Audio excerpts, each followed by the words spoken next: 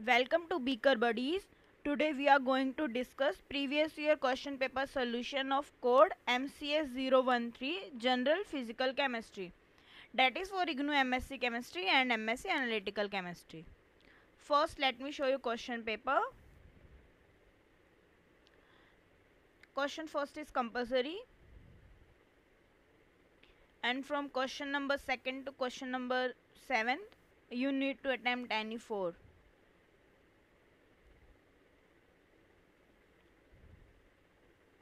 Pattern जो है वो सेम ही रहता है, हर बार सेम ही पैटर्न पे आएगा पेपर आपका.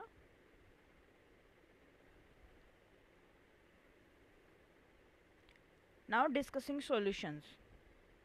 For question number first, attempt any 5 questions from the following. यहाँ पे टोटल आपको 7-8 पार्ट्स गिवन है, इसमें से आपको 5 अटेम्प्ट करने हैं. जो अच्छे से आए सिर्फ वही अटेम्प्ट करना. फिलहाल मैं सभी बता देती हूँ. First one is right the expression of a chemical potential and give it's physical significance. हमें एक्सप्रेशन बताना है केमिकल पोटेंशियल का और उसके फिजिकल सिग्निफिकेंस बतानी है. ठीक है, अब हम सबसे पहले एक्सप्रेशन की बात करते हैं. केमिकल पोटेंशियल जो होता है म्यू से डिनोट किया गया है. किसी भी कंपाउंड का जो केमिकल पोटेंशियल होता है वो डिफाइन किया जाता है as the partial derivative of गिव्स free energy with respect to the number of moles of that compound. That is, यहाँ पे देखिए ये फॉर्मूला दिया गया है ना आपको. यहाँ पे ये है हमारा केमिकल पोटेंशियल है म्यू आई. ये क्या हो गया, partial derivative of gives energy. नीचे वाला partial derivative of number of moles. अब ये क्या होता है, यहाँ पे हमें जो टेम्परेचर हो गया, प्रेशर हो गया, या फिर कोई भी दूसरा जो कंपोनेंट होता है वो हमें कांस्टेंट रखना होता है. और यहाँ पे जो नंबर ऑफ मोल्स होते हैं that should not be equal to 1 के इक्वल नहीं होना चाहिए. ठीक है, अब देखिए केमिकल पोटेंशियल जो है ये मेजर है physical potential energy to undergo chemical reaction and physical transformation का. ठीक है, ये रिप्रेजेंट करता है free energy per particle of a system in a given thermodynamic state. अब हम आइडियल गैस की बात करें तो आइडियल गैस के लिए जो केमिकल पोटेंशियल होता है वो इस फॉर्मूले से दिया गया है. That is mu is equal to mu naught plus R T log P by P naught. यहाँ पे जो म्यू नोट है वो स्टैंडर्ड केमिकल पोटेंशियल है, आर गैस कॉन्स्टेंट है, टी टेम्परेचर और ये केल्विन में ही लेना है, और पी प्रेशर है गैस का, और पी नोट जो है वो स्टैंडर्ड प्रेशर है. दैट इज यूजुअली 1 एटमॉस्फेयर होता है. ठीक है, अब हम फिजिकल सिग्निफिकेंस की बात करते हैं. जो केमिकल पोटेंशियल होता है मतलब म्यू जो होता है ये मेजर होता है ऑफ द सब्सटेंस की कितनी टेंडेंसी है फेस चेंज करने की, केमिकली रिएक्ट करने की या फिर डिफ्यूज करने की. ठीक है, ये जो है ये एक्ट करता है ड्राइविंग फोर्स की तरह for the chemical reactions, face transitions and the diffusion. ठीक है, केमिकल रिएक्शंस की यहाँ पे बात करें, जो रिएक्शंस होती हैं वो प्रोसीड करती हैं in the direction of the decreasing mu. मतलब जहाँ पे केमिकल पोटेंशियल डिक्रीज होगा ना उस डायरेक्शन में केमिकल रिएक्शन प्रोसीड करेंगे. ठीक है, फेस ट्रांजिशन की बात करें तो फेस में ट्रांजिशन होता है यहाँ पे लिक्विड फेस से वेपर में. डिफ्यूजन जो होता है पार्टिकल्स का डिफ्यूजन होता है from the region of high to low chemical potential. High chemical potential region से लो केमिकल पोटेंशियल रीजन में डिफ्यूजन होगा. अब जो इक्विलिब्रियम होता है, इक्विलिब्रियम पे जो केमिकल पोटेंशियल होता है वो इक्वल टू होता है सभी के सभी फेसेस में और सभी के सभी कंपोनेंट्स में. किसी भी सिस्टम के इक्विलिब्रियम पे सब कुछ इक्वल होगा. ठीक है, now moving on to question number 2. Outline any 2 limitation of the collision theory. Collision theory की कोई भी 2 लिमिटेशन बतानी है हमें. ठीक है, first one is neglect of the molecular orbital and second one is the fails at low temperature. जो collision theory है सबसे पहले ये क्या करती है, कोलिजन थ्योरी एज्यूम करती है कि all the collisions with the sufficient energy lead to reaction. ठीक है, लेकिन ये इग्नोर कर देती है the need for the proper molecular orientation during the collision. ठीक है, सेकेंड है ये फेल हो जाती है लो टेम्परेचर पे. It does not accurately explain the reaction rates at low temperature. Low temperature पे क्या करती है, ये रिएक्शन की जो रेट्स होती हैं उसको एक्यूरेटली डिफाइन नहीं कर पाती है. ठीक है, next question, define magnetic susceptibility, what is for it is magnetic susceptibility क्या होती है for diamagnetic and the for paramagnetic substances. सबसे पहले magnetic susceptibility क्या होती है? magnetic susceptibility जो होती है that is a measure of how much a substance became magnetized in an external magnetic field. जब आपने कोई एक external magnetic field अप्लाई की है तो जो सब्सटेंस है वो कितनी मैग्नेटाइज हुई है उसको जो मेजर करने की जो प्रॉपर्टी है उसे हम मैग्नेटिक ससेप्टेबिलिटी बोलते हैं, ठीक है। डायमैग्नेटिक सब्सटेंसेस के लिए क्या होती है, जो मैग्नेटिक ससेप्टेबिलिटी होती है वो नेगेटिव होती है। नेगेटिव होने का मतलब है वो क्या करेगी, जो डायमैग्नेटिक सब्सटेंसेस है वो रिपेल्ड होती हैं बाय द मैग्नेटिक फील्ड, ठीक है। वहीं पैरामैग्नेटिक सब्सटेंसेस की बात करें तो वहाँ पे क्या होती है, जो मैग्नेटिक ससेप्टेबिलिटी होती है वो पॉजिटिव होती है। इसका मतलब ये हुआ कि जो पैरामैग्नेटिक सब्सटेंसेस हैं that are attracted to the magnetic field, magnetic field से अट्रैक्टेड होंगे। क्यों? क्योंकि पैरामैग्नेटिक सब्सटेंसेस है तो वहाँ पे अनपेयर इलेक्ट्रॉन्स के प्रेजेंस होती है, इसलिए। Question number next part 4, list the properties of the solvent that influence the kinetics of reaction. हमें सॉल्वेंट्स की वो प्रॉपर्टीज बतानी है जो कि किसी भी रिएक्शंस के काइनेटिक्स को इन्फ्लुएंस करे, ठीक है। सबसे पहले polarity, dielectric constant, viscosity and solvent solute interaction. सबसे पहले पोलैरिटी की बात करें तो पोलर सॉल्वेंट्स जो होते हैं वो स्टेबलाइज कर देते हैं ट्रांजिशन स्टेट को, जिसके कारण वो रेट को इन्फ्लुएंस करेंगे, ठीक है। डाइलेक्ट्रिक कांस्टेंट क्या करते हैं, डाइलेक्ट्रिक कांस्टेंट आयनिक रिएक्शन रेट को इफेक्ट करते हैं। विस्कोसिटी क्या करेगी, हाई विस्कोसिटी होने के कारण क्या, हाई विस्कोसिटी अगर होगी तो वो क्या कर देगी, जो डिफ्यूजन कंट्रोल्ड रिएक्शन है उनको स्लो डाउन कर देगी। ये हाई विस्कोसिटी होगी तो डिफ्यूजन कंट्रोल्ड रिएक्शन स्लो हो जाएंगे, ठीक है।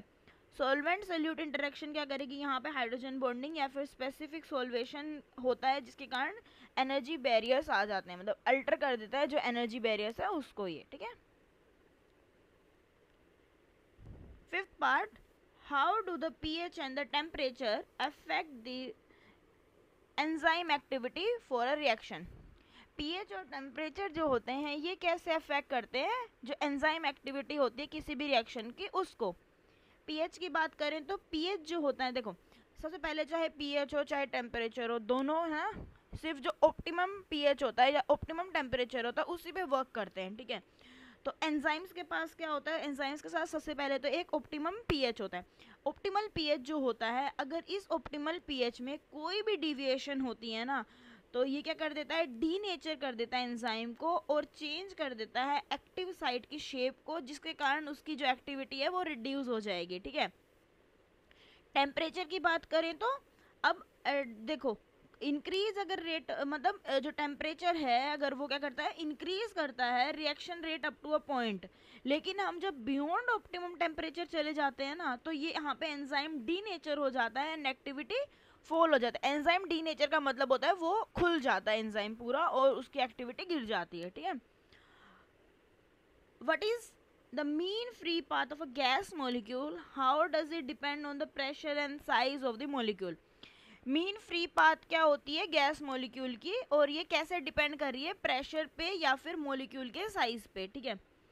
मीन फ्री पाथ जो होती है ये इस फॉर्मूला के थ्रू दिखाई गई है, दैट है कि लैम्डा जो होता है, lambda is equal to KT/√2 pi D square P, जहाँ पे जो ये जो लैम्डा होता है ये मीन फ्री पाथ होती है, ये के बी क्या है, ये बोल्टमैन कांस्टेंट है, टी इज द टेम्परेचर हो गया, यहाँ पे डी क्या हो गया, डी नीचे diameter of the gas molecule, P यहाँ पे प्रेशर हो गया।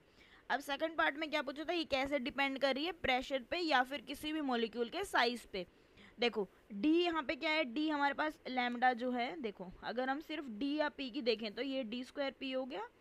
तो अब देखो ये डी क्या था, डी हमारे पास साइज ऑफ द मॉलिक्यूल था और पी हमारे पास प्रेशर था, तो दोनों से ये क्या करिए, इन्वर्सली रिलेट करिए, depend inversely on pressure and inversely on the molecular size. अगर आपसे टेम्परेचर पूछ लेंगे तो ये टेम्परेचर ऊपर था ना टी, तो मतलब टेम्परेचर से ये डायरेक्टली डिपेंड कर रही है, ठीक है।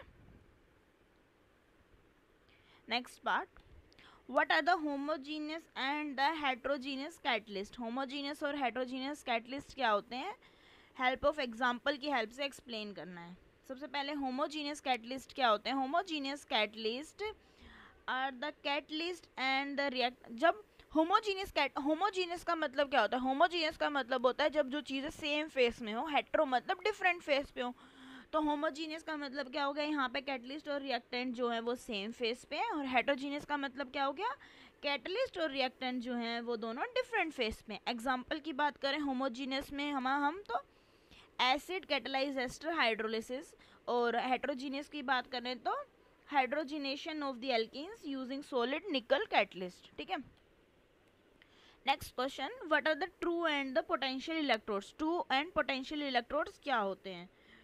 True electrodes and potential electrodes. True electrodes वो इलेक्ट्रोड्स होते हैं जो कि किसी भी सॉल्यूशन में कंप्लीटली आयनाइज हो जाते हैं, जैसे कि हम बात करें NaCl, दैट इज आपका कॉमन सोल्ट। ठीक है, अब हम पोटेंशियल इलेक्ट्रोड्स वो होते हैं, ट्रू क्या हो गए? कंप्लीटली आयनाइज हो गए सॉल्यूशन में। तो पोटेंशियल क्या होंगे? जो पार्शियली आयनाइज होंगे या फिर वो सिर्फ आयनाइज होंगे स्पेसिफिक कंडीशन में, मतलब या इन आयनाइज सिर्फ या तो पार्शियली होंगे मतलब थोड़े बहुत होंगे, या फिर स्पेसिफिक कंडीशन में आयोनाइज वो हो सकते हैं। एग्जांपल में एसिटिक एसिड NH4OH आपका आ गया। नाउ देखो फर्स्ट क्वेश्चन में आपको क्या बोला था? फर्स्ट क्वेश्चन में 5 पार्ट्स अटेम्प्ट करने थे, अब ये टोटल 8 है, मतलब देख लेना। अब next moving on to question number second, write the expression for the rate of adsorption and desorption when the adsorption of the reactant molecule is accompanied by its dissociation on the surface। Expression बताना है हमें rate of adsorption और डीजॉर्प्शन का, जब जो adsorption होती है किसी भी रिएक्टेंट मॉलिक्यूल की वो अकम्पनीज होगी by it dissociation on the surface पे। ठीक है, अब एक्सप्रेशन क्या है? एडजॉर्प्शन आइसोथर्म की इन टर्म्स ऑफ इक्विलिब्रियम कांस्टेंट के, ये एक्सप्रेशन होगी। यहाँ पे theta is equal to KA/KA+1। अब देखिए जो थीटा है वे, जहाँ पे जो थीटा है is the fraction of the surface coverage. Theta fraction of the surface coverage है, कितना सरफेस कवर हुआ है उसकी फ्रैक्शन है थीटा। ठीक है, A is the concentration of the gaseous absorbent. A जो है गैसियस कंसंट्रेशन है, गैसियस एब्जॉर्बेट की कंसंट्रेशन है। ठीक है, अब देखो हमारे पास अब हम सफिशिएंटली लो कंसंट्रेशन एट और एक हाई कंसंट्रेशन की बात करते हैं। कंसंट्रेशन हो गया या फिर प्रेशर हो गया। ठीक है, अब अगर हमारे पास सफिशिएंटली लो कंसंट्रेशन है या फिर लो प्रेशर है तो उस केस में क्या होगा? जो हमारा K होगा वो स्मॉल होगा in comparison with unity. Unity मतलब 1 के कंपैरेटिवली हमारा K छोटा हो जाएगा। तो वी कैन राइट यहाँ पे थीटा हमारा इक्वल्स टू K हो जाएगा, जो कि इम्प्लाई करेगा क्या हो जाएगा? हमारा थीटा प्रोपोर्शनल हो जाएगा A के। थीटा यहाँ पे हमारा डायरेक्टली प्रोपोर्शनल हो जाएगा A के साथ। अब हाई कंसंट्रेशन पे क्या हो जाएगा? हाई कंसंट्रेशन का मतलब क्या हुआ? K हमारा बढ़ जाएगा, 1 से ज़्यादा बड़ा हो जाएगा K, और यहाँ पे जो थीटा है दैट इज इक्वल टू 1 हो जाएगा, जो कि इम्प्लाई करेगा almost coverage of the surface और the formation of the monolayer. ये सरफेस को ऑलमोस्ट कवर कर देगा और एक मोनोलेयर की फॉर्मेशन करवा देगा। ठीक है, now moving on to part B, give the expression for the thermal conductivity and identify the terms involve in it. Thermal conductivity की एक्सप्रेशन बतानी है और कौन कौन सी टर्म उसमें इन्वॉल्व है वो बतानी है। थर्मल कंडक्टिविटी की एक्सप्रेशन ये रही। अब KT जो है वो half CVm/Na VAE n lambda के बराबर होती है, जहाँ पे ये जो KT होता है इसका मतलब क्या हो गया? KT का मतलब हो गया concentration of the thermal conductivity. CVm क्या है? CVm है molar heat capacity constant volume पे, ये VAE एवरेज वॉल्यूम है, और हमारे पास लैम्डा मीन फ्री पाथ है, और Na तो पता है एवोगैड्रो कांस्टेंट है। ठीक है, ये हमने एक्सप्रेशन दे दिया और उसकी जो टर्म इन्वॉल्व थी वो बता दी। Moving on to next question, calculate the translational partition function for benzene. Benzene के लिए ट्रांजिशनल पार्टीशन फंक्शन हमें कैलकुलेट करना है, जिसकी मोलर मास 78 ग्राम पर मोल गिवन है in a volume of 1 metre cube at 25 degree Celsius. ठीक है, ट्रांजिशनल पार्टीशन फंक्शन बताना है बेंजीन का, मोलिकुलर मास ये गिवन है और वॉल्यूम गिवन है 1 मीटर क्यूब 25 डिग्री सेल्सियस पे, जहाँ पे Kb की वैल्यू गिवन है और H की वैल्यू हमें गिवन है। ठीक है, अब देखिए सबसे पहले हम लोग फॉर्मूला देखेंगे। जो क्यू ट्रांजिशन का फॉर्मूला होता है वो होता है 2 pi m k b t h square whole is to 3/2 v। ये इसका फॉर्मूला हो गया, ठीक है। अब हमें क्या निकालना है, एक बेंजीन मॉलिक्यूल। बेंजीन क्या मॉलिक्यूल क्या होता है, C6H6 हो गया। अब यहाँ पे m क्या है, यहाँ पे m है mass of one molecule in gram, gram में लेना है। पाई क्या है 3.14, k is Boltzmann constant, value question में गिवन है। अब टेम्परेचर क्या है 25 डिग्री सेल्सियस है, लेकिन हमें केल्विन में कन्वर्ट करना पड़ेगा, तो 25 में हम 273 प्लस कर देंगे तो 298 केल्विन आ गया। एवोगैड्रो नंबर 6.022 इंटू 10⁻23 होती, मोल इनवर्स होती है। मोलिकुलर मास क्वेश्चन में गिवन है, Planck's constant 6.62 into 10⁻34 joule second होता है, ठीक है। अब हमें क्या करना है, मास निकालना है। मास हमारा फॉर्मूला हो गया molar mass upon the Avogadro number, ठीक है। अब इसमें हमारे पास मोलर मास 78 ग्राम पर मोल था और एवोगैड्रो नंबर 6.022 था। m सोल्व किया, ये आ गया। h की वैल्यू हमें पता है, h को इस वैल्यू को हमने स्क्वायर किया तो हमारे पास ये आ गया h की वैल्यू। अब ये फॉर्मूला था यहाँ पे, एक मिनट, यहाँ पे 3/2 भी आएगा, ठीक है। 1 सेकेंड, 3/2 ये मैं लिखना भूल गई, यहाँ पे मैंने लिखा हुआ है, ठीक है। 3/2 आएगा। तो क्यू ट्रांजिशन, अभी इसमें सारी वैल्यूज हमें पता चल गई, सिर्फ वैल्यूज पुट कर रही है इसमें, फिर इसका क्यू ट्रांजिशन की ये वैल्यू हमारे पास आ जाएगी, ठीक है। Moving on to next question D. In an accelerated flow experiment, the spectrophotometer concentration determinations are made at fixed point located at 2 cm from the mixing chamber along the observation tube, ठीक है। एक accelerated flow experiment conduct किया गया जिसमें जो spectrophotometer की concentration determination है वो बनाई गई एक फिक्स पॉइंट पे, जो कि लोकेट किया गया है 2 सेंटीमीटर दूर मिक्सिंग चैम्बर से along with the observation tube के अलोंग, ठीक है। अब जो इनिशियल फ्लो रेट है, मान लो 2 मीटर पर सेकेंड है, वो एक्सेलरेट किया गया progressively 5 and 10 metre second inverse से। तो कैलकुलेट करना है हमें कोरस्पॉन्डिंग रिएक्शन टाइम्स। इसका रिएक्शन टाइम्स क्या क्या होंगे, रिएक्शन टाइम्स जो होते हैं वो दिए जा गए हैं, distance from the mixing chamber divided by the flow velocity, ठीक है। डिस्टेंस हमें क्या दी थी, 2 सेंटीमीटर दी थी, तो 2 सेंटीमीटर को मीटर में कन्वर्ट करेंगे तो 0.02 मीटर हमारा आ गया। फ्लो वेलोसिटीज देखो 2 पे, 5 पे और 10 पे। अब हम 2 पे निकालेंगे तो टाइम क्या हो गया, डिस्टेंस अपॉन वेलोसिटी हो गया। डिस्टेंस हमारी ये आई गई अपॉन वेलोसिटी 2 पे निकाल दी। फिर ऐसे ही 5 देखेंगे तो d/v कर देंगे। अब इसमें d की वैल्यू ये दी हुई है हमें, v सबका, इसमें 2 वाले में v2 लिख दो, 5 वाले में v5 लिख दो, 10 वाले में v10 लिख दो। सोल्व करेंगे तो तीनों की अलग अलग वैल्यूज हमारे पास आ गई, ठीक है। Next now moving on to question number third. Question number third part A, state the Curie Weiss law and give its mathematical expression, ठीक है। क्यूरी-वाइज लॉ क्या होती है, उसकी मैथमेटिकल एक्सप्रेशन देनी है। Curie law and Curie Weiss law. अब इसमें जो मैग्नेटिक ससेप्टिबिलिटी होती है उसे हम एक्सप्रेस करते हैं in the form of lambda and that is c/t, जहाँ पे c की जो वैल्यू होगी वो होगी n mu square beta square that is upon 3k, जो कि एक कांस्टेंट के बराबर होती है, ठीक है। अब ये जो कांस्टेंट होता है इसे हम क्यूरीज कांस्टेंट बोलते हैं, और ये क्या है, ये एक कैरेक्टरिस्टिक है पैरामैग्नेटिक सब्सटेंसेस का, ठीक है। और ये जो हमें पूरी इक्वेशन दिख रही है, इस इक्वेशन को हम बोलते हैं क्यूरीज लॉ, ठीक है। इस equation is termed as Curie's law. अब देखो हम ग्राफ की बात करेंगे, अगर हम 1 लैम्डा m का t के वर्सेस ग्राफ प्लॉट करें तो ये हमें एक स्ट्रेट लाइन देता है with a slope c passing through the origin, जहाँ पे स्लोप c जो है वो ओरिजिन से पास होगा, ठीक है।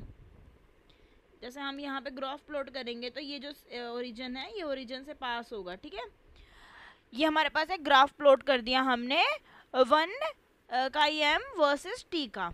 You should note that here if the magnetic susceptibility obeys the Curie's law, then the magnetic moment is independent of the temperature.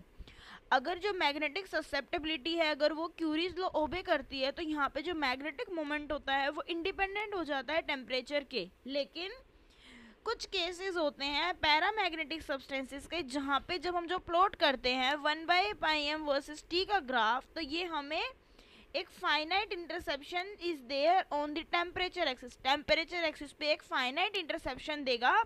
सो उस केस में क्या होगा, जो मैग्नेटिक ससेप्टिबिलिटी इक्वेशन है इसे हम बोलते हैं क्यूरीज-विस्क लॉ, ठीक है।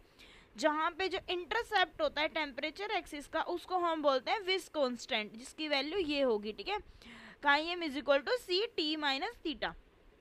यहाँ पे देखो ये जो है ना, ये 1 मतलब यहाँ 1 मिनट को, ये वाला जो ग्राफ हमने फर्स्ट वाले में दिखाया था 1/m ये डिवाइडेड बाय टी, ये हमें दे रहा था स्ट्रेट लाइन फर्स्ट वाले केस में, जहाँ पे ये सी जो है ये हमारा पास हो रहा था ओरिजिन से। लेकिन अब क्या होता है, कुछ केसेस ऐसे होते हैं जहाँ पे ये जो है ये एक फाइनाइट इंटरसेप्शन देगा टेम्परेचर की एक्सिस पे। उस केस में क्या हो जाएगा, जो मैग्नेटिक ससेप्टिबिलिटी इक्वेशन है उसे हम क्यूरीज-विस्क लॉ बोलते हैं, जिसमें जो इंटरसेप्शन है टेम्परेचर एक्सिस का उसे विस्क कांस्टेंट बोलते हैं। ये इक्वेशन से आप देख सकते हैं, जहाँ पे ये क्या है हमारे पास, कायम क्या है, मोलर मैग्नेटिक ससेप्टिबिलिटी है, सी इज द क्यूरीज कांस्टेंट है ये सी, टी एब्सोल्यूट टेम्परेचर है जो कि केल्विन में लिखा जाएगा, और थीटा क्या है, विस्क कांस्टेंट है, ये भी केल्विन में ही होता है। That accounts for the magnetic interactions between the moments, ठीक है। अब ये देख ली, अब हम ना इसमें थोड़ा सा एक्स्ट्रा देखते हैं, मतलब अगर आपको डायरेक्ट देखो, ये जो मैंने ग्राफ यहाँ पे बताया था ना वर्सेस, देखो यही ग्राफ यहाँ पे शो किया गया है टेम्परेचर का ग्राफ इसके साथ, ठीक है। लेकिन ये हमारे अब इक्वेशन देख लीजिए, देखो अब हम ये पूछ लें इसका यूज़ क्या है, तो यूज़ में मतलब ये क्वेश्चन में पूछा नहीं है, जस्ट मतलब एक्स्ट्रा नॉलेज के लिए है। ये जो इक्वेशन है ये डिस्क्राइब करती है how the magnetic susceptibility of a paramagnetic material changes with temperature. ये इक्वेशन क्या डिफाइन कर रही थी कि पैरामैग्नेटिक मटेरियल जो होता है वो कैसे चेंज हो रहा है टेम्परेचर के साथ। जब हमारे पास थीटा 0 हो जाएगा तो ये क्या कर देगा, ये क्यूरीज लॉ को रिड्यूस कर देगा, जिसकी इक्वेशन ये बन जाएगी। अगर हमारा थीटा जो है वो ग्रेटर देन 0 हो जाता है तो ये क्या करेगा, मटेरियल जो होंगे ना यहाँ पे वो फेरोमैग्नेटिक लाइक इंटरेक्शन शो करेंगे, ठीक है। अगर हमारा थीटा लेस देन 0 हो जाएगा तो यहाँ पे जो मटेरियल्स होंगे वो anti ferromagnetic like interaction show करेंगे, ठीक है। थीटा हमारे पास 0 है तो ये रिड्यूस करेगा क्यूरी लॉ को, जो आप पीछे इक्वेशन पढ़ी थी वो आएगी। थीटा अगर ग्रेटर देन 0 होता है तो फेरोमैग्नेटिक हो जाता है, थीटा लेस देन 0 होता है तो एंटी फेरोमैग्नेटिक। थीटा 0 का मतलब है पैरामैग्नेटिक सब्सटेंसेस की, हम बेसिकली मतलब ये सारे के सारे केसेस की बात कर रहे हैं, ठीक है। अब देखो, अब इसमें बोल रहा है कोई एंटी फेरोमैग्नेटिक के लिए क्यू हमारा नेगेटिव हो जाएगा। देखो ए क्या यहाँ पे देखो नेगेटिव है ना स्लोप, ये नेगेटिव स्लोप है, ये हमारे पास पॉजिटिव है, ये 0 है ना, ठीक है।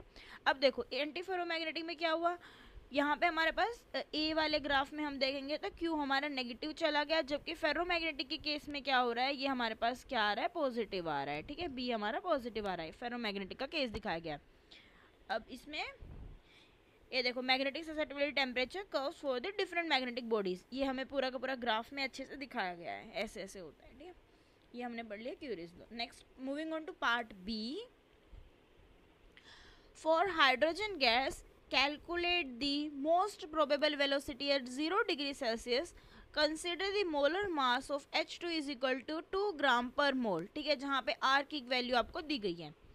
अब क्या होता है, मोस्ट प्रोबेबल वेलोसिटी का क्या मतलब हुआ, मोस्ट प्रोबेबल मतलब RMP निकालना है, इसकी value 2RT divided by m और अंडर रूट होती है। इसको हम लोग इसमें डायरेक्ट कुछ भी नहीं करना, वैल्यूज पुट करनी, r की वैल्यू हमें पता है ये है, और टेम्परेचर कहाँ है, टेम्परेचर 0 डिग्री सेल्सियस है, कैल्विन में कन्वर्ट करेंगे तो 273 की 0 डिग्री सेल्सियस मतलब 273 कैल्विन हो गया, और इनटू क्या किया है हमारे पास ये 8.34 r की वैल्यू 2 ऊपर, अगर हमारा हम m क्या दिया है, हमें m दिया है 2 ग्राम पर मोल, तो 2 से 2 कैंसिल हो जाएगा यहाँ पे, और इसको सोल्व करेंगे तो हमारे पास ये वैल्यू आ जाएगी 47.64, ठीक है, इसकी वैल्यू आ गई 47.64। अब नेक्स्ट क्वेश्चन देखते हैं, moving on to part C, consider a solution containing glucose and haemoglobin, which one of these would have a higher diffusion coefficient, justify your answer. हम एक सोल्यूशन लेते हैं जो कि कंटेन कर रहा है ग्लूकोज और हीमोग्लोबिन, ठीक है। हमें बताना है ग्लूकोज और हीमोग्लोबिन में से किसके डिफ्यूजन कोएफिशिएंट ज़्यादा होती है और अपने आंसर को जस्टिफाई करना है, ठीक है। अब देखो डिफ्यूजन कोएफिशिएंट जो होता है वो इस इक्वेशन से डिनोट किया जाता है, D is equal to half V average lambda, अब हम इसमें क्या करेंगे, सब्सटीट्यूट करेंगे इसको मीन फ्री पाथ के लिए, तो हमें इसकी वैल्यू ये मिल जाएगी, ठीक है। Thus, we see that the diffusion coefficient is inversely related to the collision diameter, which in turn is related to the size of the molecule, ठीक है। इसमें हमें सीधा सीधा दिख रहा है जो डिफ्यूजन कोएफिशिएंट है वो हमारा जो कोलिजन डायमीटर है उसके इनवर्सली प्रोपोर्शनल है, जो कि इन टर्न क्या करेगा, रिलेट हो जाएगा साइज ऑफ द मॉलिक्यूल से। सिंस अब क्या होता है, sucrose is much smaller than haemoglobin, sucrose का जो मॉलिक्यूल होगा वो हीमोग्लोबिन का मॉलिक्यूल से बहुत छोटा होता है, तो इसलिए क्या होगा, सुक्रोज के जो मॉलिक्यूल होगा उसके पास हायर डिफ्यूजन कोएफिशिएंट होगा। क्यों होगा, क्योंकि देखो ये डिफ्यूजन जो कोएफिशिएंट है ये इनवर्सली रिलेट हो गया ना हमारे पास, कोलिजन डायमीटर के साथ इनवर्सली रिलेट हो गया। तो इनवर्सली रिलेशन का मतलब क्या हो गया, हीमोग्लोबिन का मॉलिक्यूल क्या है, बड़े साइज का है, बड़े साइज का होगा तो उसकी डिफ्यूजन कोएफिशिएंट छोटी हो जाएगी क्योंकि इनवर्स रिलेशन है। लेकिन सुक्रोज का मॉलिक्यूल जो कि छोटे साइज का है तो इसलिए उसकी जो डिफ्यूजन कोएफिशिएंट है वो बड़ी हो जाएगी, ठीक है। Moving on to next part D, calculate the number of microstates and their probability of each configuration of distribution 3 distinguishable particle among 3 energy levels with energies 0 E naught, 1 E naught, 2 E naught, 3 E naught such that the total energy of the system equals through 3 E naught। हमें क्या करना है, calculate करना है number of microstates और उनकी probability क्या होगी हर एक कॉन्फ़िगरेशन की, जब हम उसको डिस्ट्रीब्यूट कर देंगे 3 अलग अलग पार्टिकल्स की फॉर्म में, जिसमें कि 3 अलग अलग एनर्जी लेवल्स जैसे कि 0 ई नोट, 1 ई नोट, 2 ई नोट, 3 ई नोट में, जिसमें कि टोटल एनर्जी जो सिस्टम की है वो 3 ई नोट है, ठीक है। आंसर देखते हैं, the number of microstates and their probability for each configuration of distributing 3 distinguishable particle among 3 energy levels with total energy of 3 E note, ठीक है। 3 ई नोट टोटल एनर्जी है, हमने इसको डिस्ट्रीब्यूट किया 3 अलग अलग डिस्टिंग्विशेबल पार्टिकल्स में 3 एनर्जी लेवल्स में। तो इसमें क्या होगा, जो एक माइक्रोस्टेट है वो क्या होता है, माइक्रोस्टेट क्या है, is a specific arrangement of particles in energy levels, ठीक है।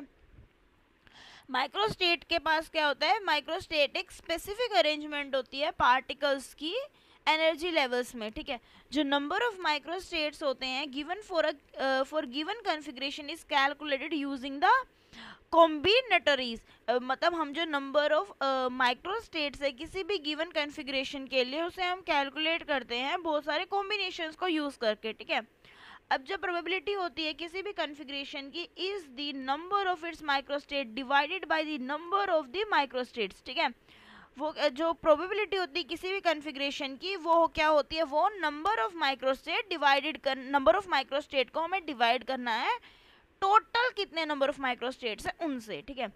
अब हमें प्रॉब्लम में क्या दिया है, प्रॉब्लम में हमें क्या दिया था, 3 डिस्टिंग्विशेबल पार्टिकल दिए थे, हम उनको ABC मान लेते हैं। 3 अलग अलग एनर्जी लेवल दी थी जिसकी एनर्जीज हमें 0 ई नोट, 1 ई नोट, 2 ई नोट, 3 ई नोट ये दी थी, ठीक है। टोटल एनर्जी हमें क्या दी थी, 3 ई नोट। क्वेश्चन है ये पूरा का पूरा, क्वेश्चन की वैल्यूज हम ऐसे कैसे लिख रहे हैं। अब हमें क्या फाइंड करना है, हमें फाइंड करना है all the configurations set of energy assignments to the particles such that the total energy is 3 nought, ठीक है। हमें जितनी भी कॉन्फ़िगरेशंस है ना उसे ऐसे सेट करना है कि जो टोटल एनर्जी है वो 3 नोट आए। अब हमें नंबर ऑफ जो माइक्रोस्टेट्स हैं वो निकालनी है हर कॉन्फ़िगरेशन के लिए, और हमें प्रोबेबिलिटी निकालनी है हर माइक्रोस्टेट की या फिर हर कॉन्फ़िगरेशन की, ठीक है। देखते हैं आप इसका सॉल्यूशन। अब हमें पता है n की वैल्यू क्या थी, टोटल हमें n की वैल्यू 3। अब देखिए फर्स्ट में हम क्या करेंगे, नंबर ऑफ कॉन्फ़िगरेशंस जो हैं वो हमने ली 0 3 0, ठीक है। इसमें n नोट 0 हो गया, n1 3 हो गया और n2 0 हो गया, ठीक है। अब हम जब नंबर ऑफ परम्यूटेशंस या फिर माइक्रोस्टेट्स निकालेंगे तो वो होगा n factorial divided by n note factorial, n1 factorial और n2 फैक्टोरियल, ठीक है। अब हमें वैल्यू सबकी पता है, ये n फैक्टोरियल 3 हो गया, 3 फैक्टोरियल में मतलब 0 3 0 वैल्यूज पुट करेंगे तो हमें इसका आंसर क्या मिल गया, हमें मिल गया मतलब ये क्या आ गया हमारा माइक्रोस्टेट्स 1 आ गए। अब हम प्रोबेबिलिटी निकालेंगे तो हमें क्या था, microstates divided by total microstates थे, तो हमने क्या किया 1 हमारी probability divided by total microstates हमारे पास 10, ठीक है। तो हमने क्या किया 1 को डिवाइड कर दिया 10 से। अब हम ऐसे सेकंड केस निकालेंगे 1 1 1 करके, जिसमें सेम फॉर्मूला वाइज डब्ल्यू हमारे पास ये आया। तो माइक्रोस्टेट डिवाइडेड बाय हमने माइक्रोस्टेट टोटल किया 6/10 हो गया। और थर्ड में हमने फिर 210 का किया, तो सेम ऐसे करके हमारे पास माइक्रोस्टेट्स 3 आई। देन हमने इसको प्रोबेबिलिटी निकाली तो microstate divide by total microstates 3/10 हमारे पास आ गई। ठीक है, अब ऐसे ही हमने क्या किया, जब हम इसको माइक्रोस्टेट का टोटल करते हैं तो हमारे पास क्या आया था। सबसे पहले देखो ये वाला 1 आया था, देन हमारे पास 6 आया था, एंड देन हमारे पास कहाँ गया, ये 3 आया था। 6 7 8 9 और 1 10। ठीक है, तो ये टोटल माइक्रोस्टेट्स हमारे पास 10। ये जो हमने लिखा है ना डब्ल्यू टोटल 10 10, ये बता रही हूँ मैं, ये कहाँ से लिखा है हमने पहले ये सारा फाइंड किया था, इसका 1 आया, इसका 6 आया, इसका देन हमने 10 किया। तो हमने इस 10 को देन ये 10 क्या है हमारे पास है, टोटल माइक्रोस्टेट्स हैं। तो हमने फर्स्ट वाले के अकॉर्डिंग क्या किया, 1 आया था तो 1/1 हमारी माइक्रोस्टेट आई थी 030 कन्फिग्रेशन के लिए, तो 1/10 कर दिया। इसे 1 1 1 कन्फिग्रेशन के लिए हमने हमारे माइक्रोस्टेट 6 आई थी, तो 6/10 ऐसे ही 3/10। ठीक है, अब टोटल प्रोबेबिलिटी क्या है, ये जो हमारे पास 1/10 6, इन सबको हमने ऐड कर दिया। ऐड करने के बाद हमारे पास आंसर आ जाएगा 1। ठीक है, खत्म। अब एक मिनट, अब देखिए, अब हमें क्या बोला गया, ये आगे हमें क्या बोला गया है, ये देख क्वेश्चन में कैलकुलेट करना नंबर ऑफ माइक्रोस्टेट्स, ये हमने कैलकुलेट कर लिया sir. Total energy is equal to 3 nought. ठीक है, अब देखो इसमें हमने क्या किया, यही सेम फॉर्मूला लगाया है। देन हमारे पास 3 पार्टिकल में n की वैल्यू 3, तो हम कैलकुलेट कर सकते हैं नंबर ऑफ माइक्रोस्टेट्स अलग अलग कन्फिग्रेशन के लिए। जैसे ये देखो n की वैल्यू ये हमारे पास 1, इसकी वैल्यू हमारे पास ये, इसकी वैल्यू हमारे पास ये सारे के सारे जो हमारे परम्यूटेशंस थी 10 आई थी, प्रोबेबिलिटी हमारे पास 1 आई थी। ये देखो इससे 1 आई थी और वहाँ से हमारी 10 आई थी, प्रोबेबिलिटी 1 है और माइक्रोस्टेट का टोटल 10 आया। मतलब ये जो मैंने सोल्व करके दिखाया है ना, इसको जस्ट आप टेबुलर फॉर्म में, ये आपकी बुक में गिवन है, वैसे का वैसा। ठीक है, अब देखो हमने ये नेक्स्ट जो क्वेश्चन किया है, हमने ये सेम हमने यहाँ पे हमने क्या किया था, हमने वैल्यू n की 3 लेके किया था। मतलब ये 3 डिस्टिंग्विशेबल पार्टिकल्स थे ना, तो n हमने 3 लेके सोल्व किया था। ऐसे ही आप लोगों के लिए क्वेश्चन दिया है जिसमें हमने n की वैल्यू क्या ली है, n की वैल्यू हमने 5 ली। अब देखो n की वैल्यू 5 लेंगे तो हम क्या क्या वो कन्फिग्रेशंस बन जाएंगी, 1 हो गया, 2 3 ऐसे करके। मतलब ये खुद से एक बार सोल्व करके देखना, क्योंकि हम आपके बुक में 2 ही केस गिवन है, 3 का और 5 का। 3 का बता दिया, 5 का ये रहा। ठीक है, next moving on to question number 4 part A. 2 moles of pure ethanol is added to 2 moles of pure water. ठीक है, if the partial molar volume of ethanol and water chi A is equal to chi B is equal to 0.5 are 50.5 centimeter cube per mole and 15.5 centimeter cube per mole respectively, calculate the total volume of the solution. 2 mole ethanol को 2 मोल water में add किया गया है, जिसमें कि जो partial volume है ethanol की काई ए है और वाटर की काई बी है। दोनों की जो काई ए काई बी है वो 0.5 है, जिनकी वैल्यूज हमने क्या लिखी है, 50.5 हमारा काई ए है, 15.5 हमारा काई बी है। सोल्व कैसे करेंगे, मोल्स हमें पता है 2 मोल है, वाटर के 2 मोल है।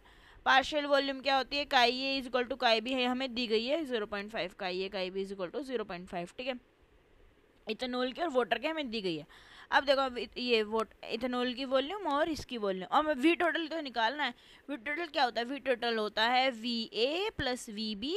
अब इसको हमने क्या किया, मोल्स की फॉर्म में number of moles of A into V A plus number of moles of B into V B.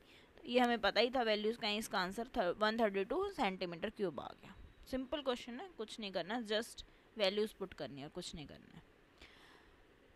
Fourth का पार्ट है, तो फिर फोर्थ का part B. Draw the systematic Lineweaver plot for the non-competitive enzyme inhibitor at 3 concentrations A, B, C that are in order A is greater than C is greater than B. How can we calculate R max for this plot? ठीक है, हमें एक systematic plot दिया गया है non competitive enzyme inhibitor का 3 concentrations पे A, B और C पे, जिसमें ऑर्डर ये है कि A सबसे बड़ा है, देन C है एंड देन B है। तो हम इससे R मैक्स किसी भी प्लॉट के लिए R मैक्स हम कैसे फाइंड करेंगे, सबसे पहले तो नॉन कॉम्पिटिटिव इनहिबिटर क्या होता है ये देखते हैं।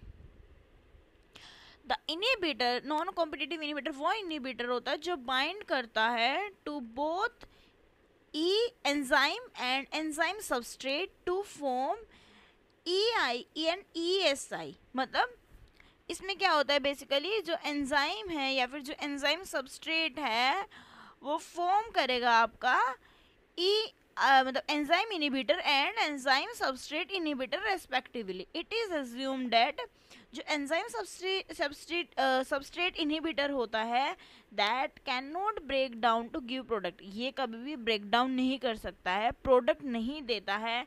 इसी तरह के जो इनहिबिशंस होते हैं इसी को हम नॉन कॉम्पिटिटिव या फिर मिक्स्ड कॉम्पिटिशन इनहिबिटर कहते हैं, क्योंकि ये कोई कंपटीशन में जा ही नहीं रहा है, मतलब ब्रेक डाउन ही नहीं हो रहा, प्रोडक्ट ही नहीं देगा, तो इसलिए इसको हम नॉन कॉम्पिटिटिव इनहिबिटर बोलते हैं। इस टाइप के जो इनहिबिटर होते हैं इसे हमने नीचे फोटोज की फॉर्म में दिखाया गया है। देखो ये था हमारे पास, इसने कोई रिएक्शन नहीं की, बस कोई रिएक्शन, कोई रिएक्शन नहीं की। अब इन दिस केस, इस केस में हमारे पास टू सेपरेट इक्विलिब्रियम कांस्टेंट है for the binding of the inhibitor to enzyme and enzyme substrate respectively, ठीक है।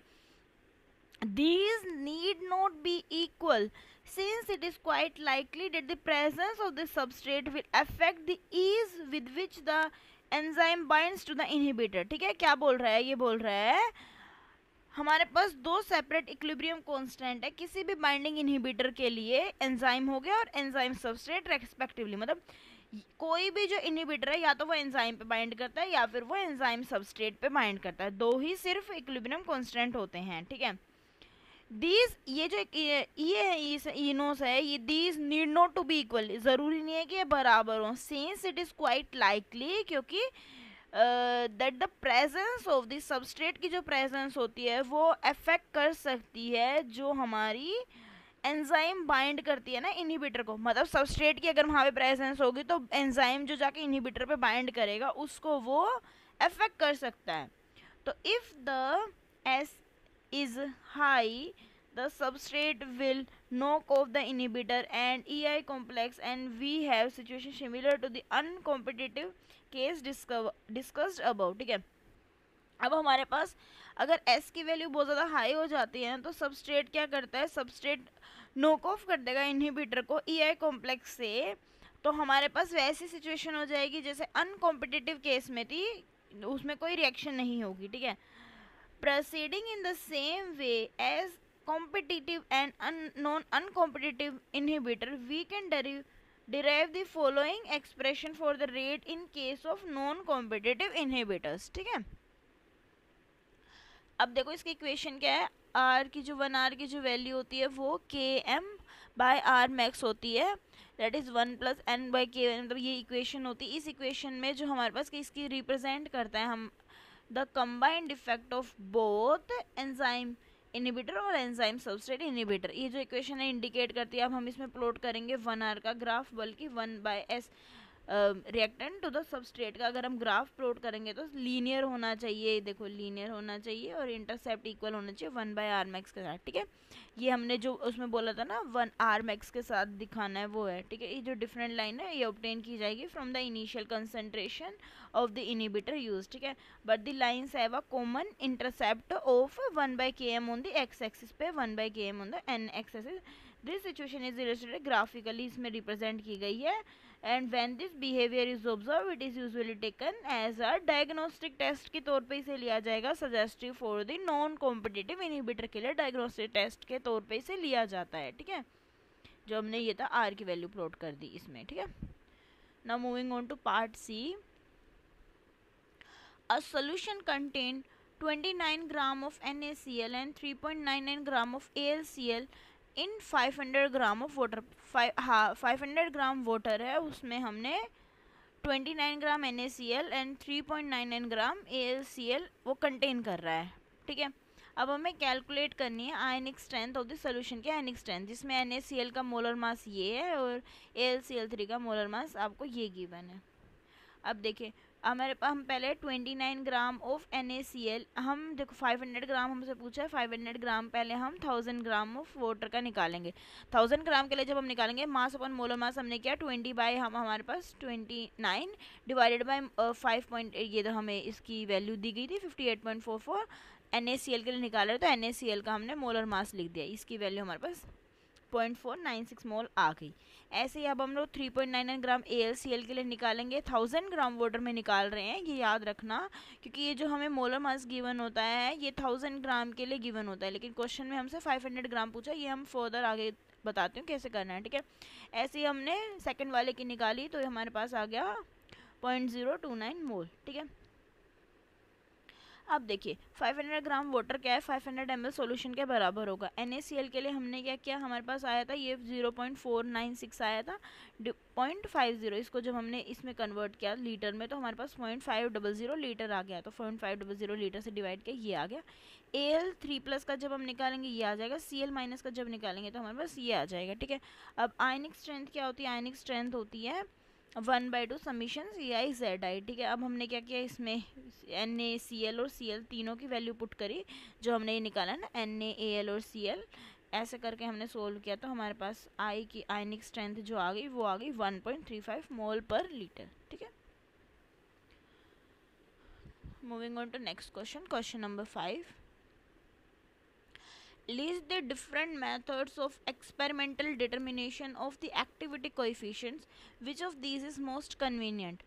हमें अलग अलग कौन से मेथड्स यूज़ किए जाते हैं एक्टिविटी कोएफिशिएंट्स की एक्सपेरिमेंटल डिटर्मिनेशन के लिए, और इनमें से कौन सा ज़्यादा कन्वीनियंट होता है ये बताना है, ठीक है। सबसे पहले द फॉलोइंग 3 मेथड्स, ये 3 मेथड्स इसमें यूज़ किए जाते हैं। सबसे पहले जो मेथड यूज़ किया जाएगा वो होता है depression in the freezing point measurement, second हमारे पास होता है सोल्युबिलिटी मेजरमेंट, और थर्ड होता है EMF मेजरमेंट, ठीक है। अब हम सोल्युबिलिटी मेजरमेंट की बात करते हैं, ये क्या होता है, in a saturated solution there exist an equilibrium between the dissolve and the undissolve solute. किसी भी सैचुरेटेड सॉल्यूशन में कोई एक डिसॉल्व स्टेट है और डिसॉल्व और एक अनडिसॉल्व सॉल्यूट में एक इक्विलिब्रियम एग्जिस्ट करता है, ठीक है। जैसे कि हम लोग कंसिडर करते हैं 1:1 सोल्ट, जिसमें एम ए की जो following equilibrium would exist in the saturation solution में ये इक्वेशन एग्जिस्ट करेगी। अब इसका जो सॉल्युबिलिटी प्रोडक्ट होता है KSP in term of concentration, उसको हम इससे रिप्रेजेंट कराएंगे, ठीक है। ऐसे ही हम EMF मेजरमेंट को अगर देखें तो जो measurement of EMF of an electrochemical cell जो होता है is the most powerful method of obtaining values of activity and activity coefficients of the electrolytes. जो EMF मेजरमेंट होती है ना किसी भी इलेक्ट्रोकेमिकल सेल की, वो मोस्ट पावरफुल मेथड होता है किसी भी वैल्यू की एक्टिविटी या फिर उसकी इलेक्ट्रोड्स की एक्टिविटी कोएफिशिएंट्स निकालने के लिए, ठीक है। सिंस इट इज क्योंकि ये इजी होता है, easy to handle electrochemical cells in the laboratory, this method is utilise extensively in the measurement of the mean activity coefficients, ठीक है। The activity and the mean activity coefficients can be determined in the laboratory by designing appropriate electrochemical cell, ठीक है। Electrochemical cell appropriate design, मतलब ये क्यों हम इसको use करते हैं, क्योंकि ये जो है ना हमारे लैब्स वगैरह में बहुत ज़्यादा एक्सटेंसिवली यूज़ किया जाता है, क्योंकि इसको हैंडल करना बहुत इजी होता है। इसलिए क्या है, it can be done to find out standard electrode potential और standard EMF value of the electrochemical accurately, ठीक है। तो इन तीनों में हमें क्या पता चला, जो EMF मेजरमेंट है वो प्रोबेबली मोस्ट कन्वीनियंट मेथड होता है। मोस्ट कन्वीनियंट पूछा था, 2 मार्क्स का, इतना एक्सप्लेन करने की जरूरत नहीं है, जस्ट 3 नाम लिख देना। और EMF क्यों होता है मोस्ट कन्वीनियंट, क्योंकि वो लैब्स में हैंडल करना भी ईजी होता है, एक्सटेंसिवली यूटिलाइज इसलिए किया जाता है उसको, ठीक है। Moving on to part B, for an enzyme substrate system obeying the simple Michaelis-Menten mechanism, the rate of product formation when the substrate concentration is very high at a limiting value 0.3 mole dm minus cube at substrate concentration of 0.300, the rate of half is this value.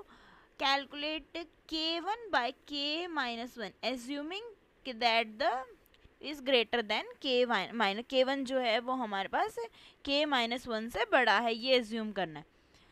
मतलब हमें क्या करना है, किसी भी enzyme substrate system में जो कि ओबे कर रहा है सिंपल ये मैकेनिज्म, जो वहाँ पे जो हमारे प्रोडक्ट फॉर्मेशन होती है जब हम सबस्ट्रेट की जो कंसंट्रेशन है उसको बहुत ज़्यादा हाई कर देते हैं, जिसकी एक लिमिटिंग वैल्यू 0.3 आती है। यहाँ पे सबस्ट्रेट की concentration 0.300, the rate of rate जब हम लोग उसकी कंसंट्रेशन 0.300 कर देंगे, जो रेट हो जाएगी वो उसकी वैल्यू का हाफ हो जाएगी। हमें K1/K-1 कैलकुलेट करना है। अब हमें ये पता है, देखो एंजाइम प्लस सबस्ट्रेट जो होता है, अगर हम K1 निकालेंगे फॉरवर्ड डायरेक्शन में तो एंजाइम सबस्ट्रेट आएगा, K2 करेंगे तो हमारे पास आ जाएगा एंजाइम प्लस दी प्रोडक्ट आ जाएगा। अब इसको हम लोग इस फर्स्ट वाले को बैकवर्ड जब जाते हैं तो ये हमारे पास K-1 देता है, ठीक है। V की वैल्यू V मैक्स सबस्ट्रेट होती है divided by Km plus S होती है, ठीक है। यहाँ पे V मैक्स जो है इसकी वैल्यू दी गई, सबस्ट्रेट की वैल्यू दी गई, rate of the half assume हमें करना है कि K2 जो है वो हमारा, यहाँ पे लिखा है ना K2 जो है हमारा वो ग्रेटर देन K-1 है। अब देखो हम इसमें K1 की जब ये पुट करेंगे इधर सोल्व करेंगे तो हमारे पास K-1 plus K2 divided by K1 आ जाएगी। हाफ V मैक्स पे क्या करना है, Km जो है वो सबस्ट्रेट के बराबर हो जाएगी। Km की वैल्यू पता है, मोलर मास क्या है 180 ग्राम पर मोल। अब हमें क्या करना है, सबस्ट्रेट हमें ये पता है क्या होता है, इसको हमने mg को ग्राम में कन्वर्ट किया है। सबस्ट्रेट को डायरेक्टली हमने इसको कुछ भी नहीं किया है, इसके डायरेक्टली ऐसे कैसे इसमें फॉर्मूले में पुट कर दिया है। सबस्ट्रेट की वैल्यू, सबस्ट्रेट जो होती है वो Km वैल्यू के बराबर होगी, जिसकी वैल्यू ये आएगी। अब हम K1/K-1 की वैल्यू निकालेंगे तो K1 6.0 इंटू 10 की पावर 5 इसके बराबर आती है। कुछ नहीं करा है, जस्ट फॉर्मूले में पुट करा है, मतलब जो ये वैल्यू है ना ये डायरेक्टली ऐसे कैसे इस फॉर्मूले में पुट किया, मतलब ये Km जो है ये सबस्ट्रेट के ही बराबर है, वो सेम ही है दोनों, ठीक है। तो ये मैं सोच रहा हूँ ऊपर Km है तो यहाँ ऐसे सेम है दोनों। अब इसमें हम लोग क्या कर सकते हैं, इसमें एक एक्स्ट्रा क्वेश्चन ऐड कर सकते हैं। हमने इस क्वेश्चन में क्या किया, हमने इस क्वेश्चन में किया कि हमारे पास K2 is greater than K-1 है, लेकिन हमें क्वेश्चन में अगर K1 is greater than K2 कर दें तो हमें क्या करना है, कुछ नहीं करना है, इसमें हमें K2 को नेगलेक्ट कर देना है। S की वैल्यू सोल्व करेंगे तो हमारे पास ये वैल्यू जाएगी, ये खुद से सोल्व करके देख लेना, ठीक है। Moving on to part C, calculate the activation energy of a reaction whose rate constant is tripled by 10 kelvin rise in the temperature from 300 kelvin, ठीक है। हमें एक्टिवेशन एनर्जी बतानी है किसी भी रिएक्शन की जिसका जो रेट कांस्टेंट है वो ट्रिपल्ड हो गया है 10 केल्विन राइज में, टेम्परेचर में 300 केल्विन से 300 केल्विन के टेम्परेचर से जो कांस्टेंट राइज है वो ट्रिपल्ड हो गया है बाय 10 केल्विन, ठीक है। आर की वैल्यू गिवन है और उसकी वैल्यू गिवन है, ओके। अब हम इसमें अरीनियस इक्वेशन अप्लाई करेंगे। अरीनियस इक्वेशन के क्या था, लोग K2/K1 जो था वो EA/R T2 - T1/T2 T1 इसके बराबर था। अब हमें टेम्परेचर 10 केल्विन है, टेम्परेचर 2 300 केल्विन दिया गया है। K2/K1 अगर हम करेंगे तो हमारे पास 3 आ गया, क्योंकि रेट K2/K1 3 क्यों आया, क्योंकि इसमें क्या बोला है, इसमें बोला ना ट्रिपल्ड, रेट ट्रिपल्ड हो रहा है। R की वैल्यू हमें दी गई है, log 3 की वैल्यू 1.1 हमें दी गई है।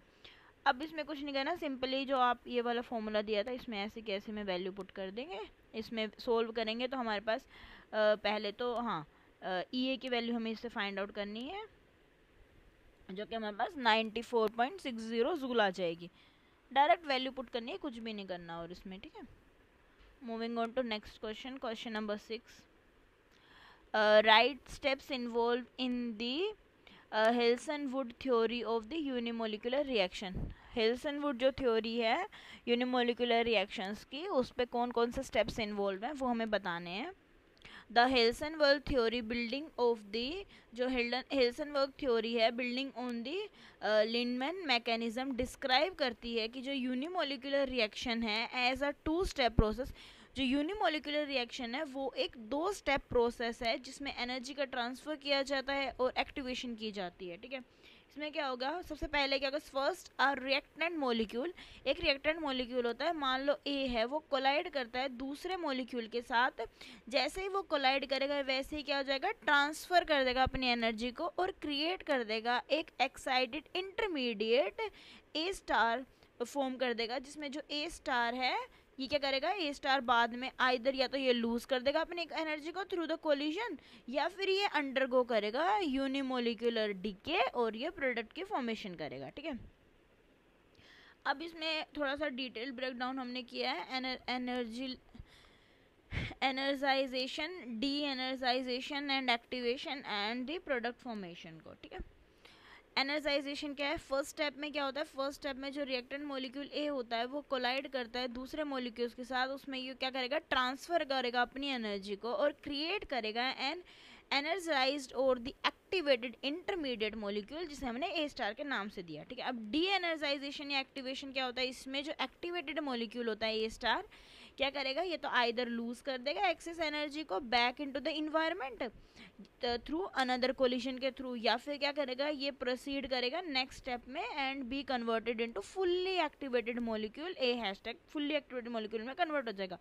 ये जो एक्टिवेशन स्टेप होता है ये बहुत क्रूशियल होता है, that is the often the rate determine, ये बहुत क्रूशियल होता है क्योंकि यही हमारे पास बेसिकली रेट डिटरमाइनिंग स्टेप होता है। अब प्रोडक्ट फॉर्मेशन की बात करें तो इसमें जो फुल्ली एक्टिवेटेड मॉलिक्यूल है हमारे पास, ए हैशटैग ये अंडरगो जाएगा यूनिमोलिकुलर डीके और ये प्रोडक्ट की फॉर्मेशन करेगा, ठीक है। इसमें देखो सारी की सारी जैसे हमने कर बोला ये activation, D activation, product formation की सारी इसमें इक्वेशंस भी दी गई हैं, ठीक है।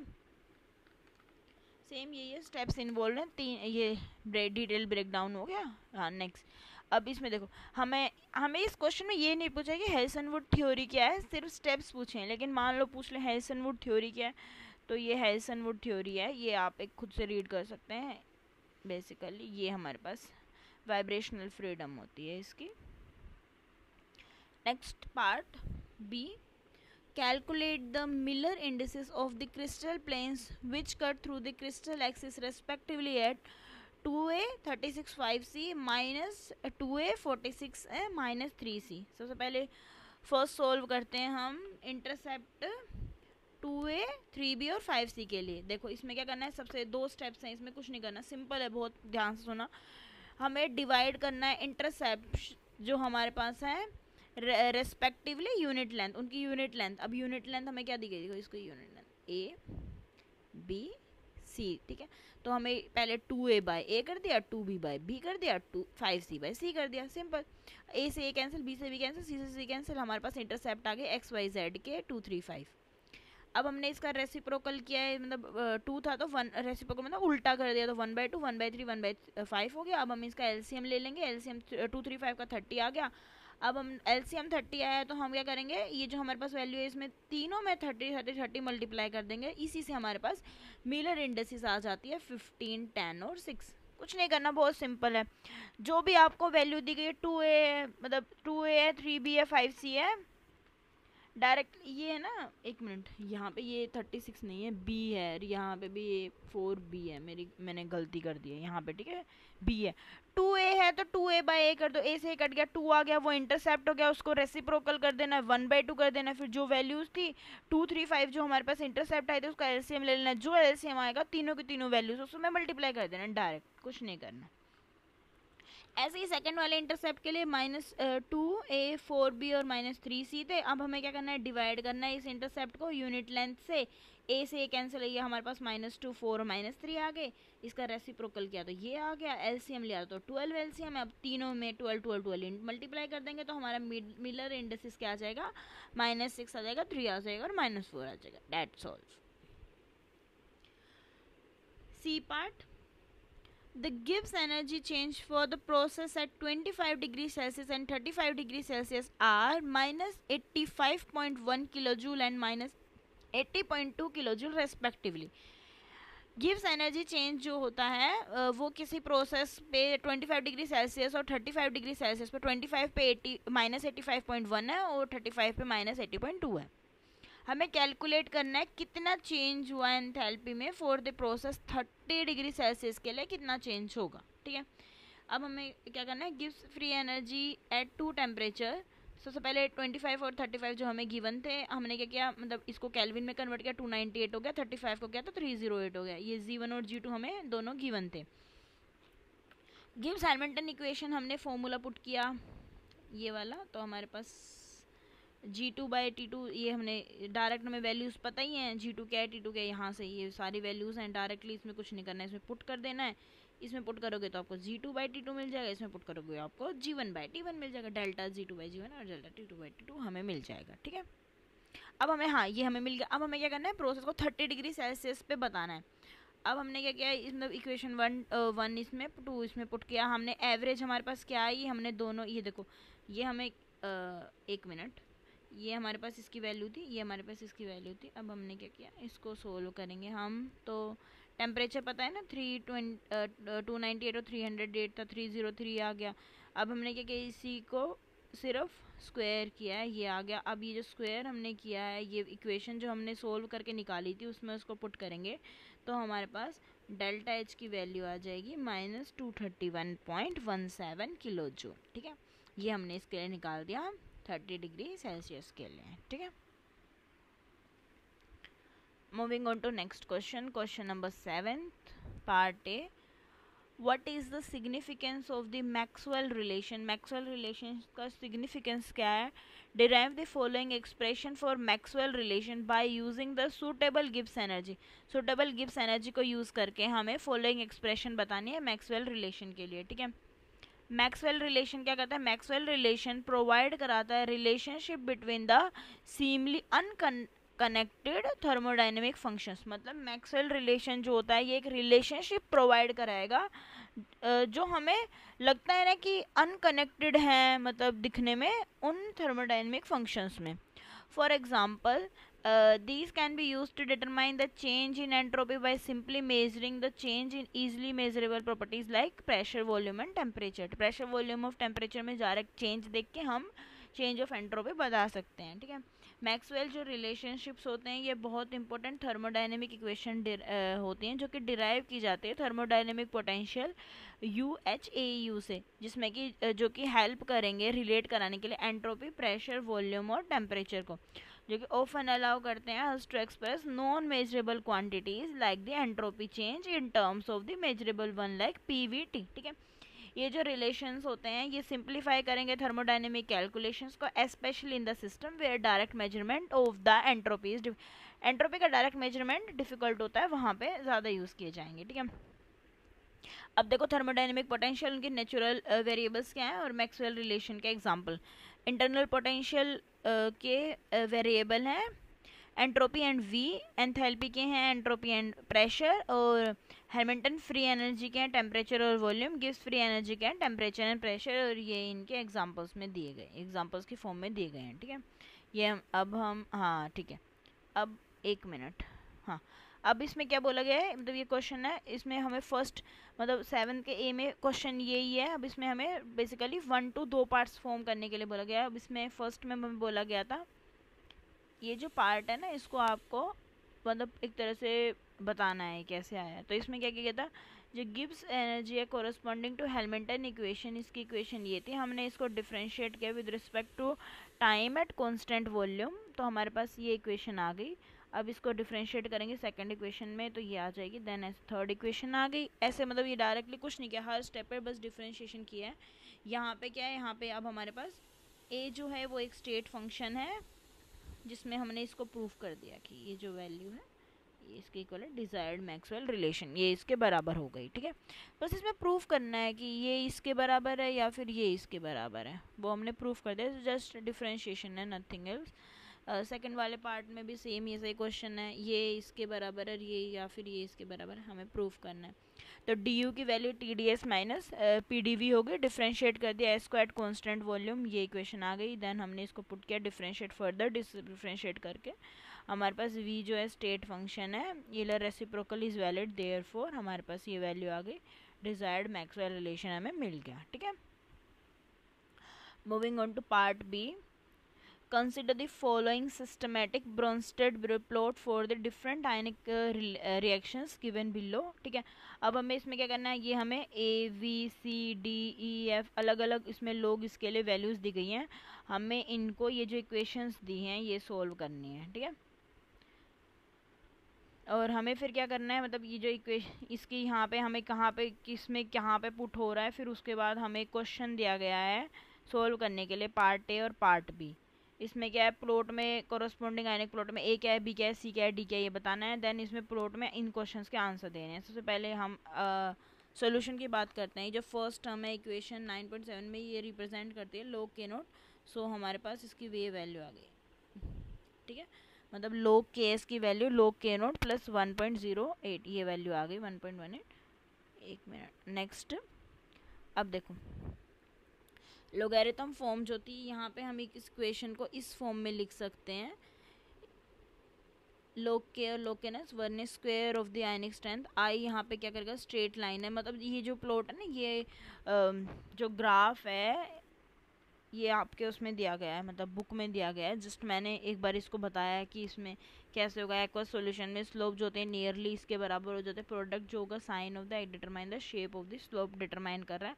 अब इसमें बस 3 स्पेशल केसेस हो जाते हैं, जिसमें अगर हमारे पास फर्स्ट में क्या है, एक्स जेड और वाई जेड के सेम साइन होते हैं, तो यहाँ पे both the ions are either या तो पॉजिटिव होंगे या नेगेटिव होंगे। तो इस केस में क्या होता है, हमारे पास जो जेड वाई जेड जेड जो है ये पॉजिटिव आ जाता है, और जो रेट कांस्टेंट है वो इंक्रीज करता है आयनिक स्ट्रेंथ के साथ। This can be rationalise in terms of the fact that the ionic strength is high ionic strength है, और जो solvent ion dielectric behaviour of the solution such a weight that the ions of the like charge जो होते हैं वो like charges के जो ions होते हैं वो रिपेल नहीं करेंगे एक दूसरे को। ये अलाउ करेगा them to approach more closely where I increasing the collision frequency and hence increase reaction rate. Increase हो जाता है। ऐसे फिर हमारे पास जेड वो एक्स जेड और जेड वाई क्या है, ये नेगेटिव है, एंड द रेट कांस्टेंट यहाँ पे डिक्रीज होता है आयनिक स्ट्रेंथ के साथ। इस केस में क्या होता है, इंक्रीज जो होगा कंसंट्रेशन ऑफ आयन सोलवेंट में, ये कोज करवाएगा decrease in the attraction between the ions, and thereby बाय क्या हो जाएगा, decrease in the number of collisions and hence the decrease in the rate of the reaction between them. Rate of reaction यहाँ पे decrease हो जाएगी। अब if any of the reactant, अगर दोनों में से कोई भी रिएक्टेंट चेंज ही नहीं हुआ, अनचेंज है, तो यहाँ पे क्या हो जाएगी, इसकी वैल्यू 0 हो जाएगी। रेट कांस्टेंट यहाँ पे इंडिपेंडेंट हो जाएगा आयनिक स्ट्रेंथ में। फर्स्ट केस में हमने क्या किया था, हमारे पास ये क्या था, ये इंक्रीज करवा रहा था रेट रिएक्शन को। सेकंड केस में क्या हुआ, रिएक्शन रेट को डिक्रीज करवा दिया। थर्ड केस में रिएक्शन रेट इंडिपेंडेंट है दोनों से, ठीक है। अब देखो ये जो हमने क्वेश्चंस दिए हैं, मतलब इसमें ये जो इसको कैसे सोल्व करेंगे ये देखते हैं।